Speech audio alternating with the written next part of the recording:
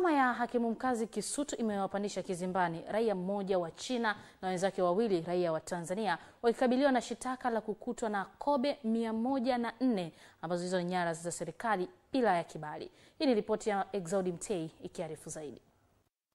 Shtaka hilo lilisomwa leo Mei 23 mbele ya hakimu mkazi mkuu Ushindi Swalo na wakili wa serikali akiwakilisha upande wa mashtaka.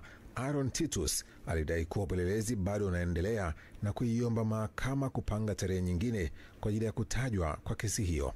Alidai kuwa watuhumiwa hao walikutwa wakimiliki kobe hao wenye thamani ya shilingi milioni 18 bila kuwa na kibali kutoka kwa mkurugenzi wa wanyamapori, kinyume cha sheria za uhifadhi wa maliasili.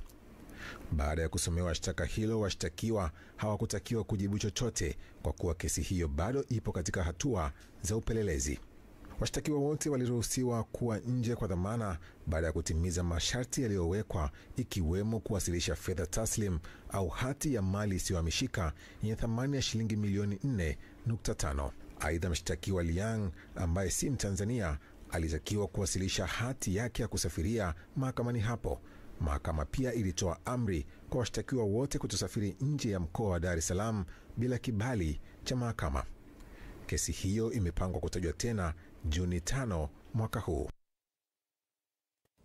Naam, asante.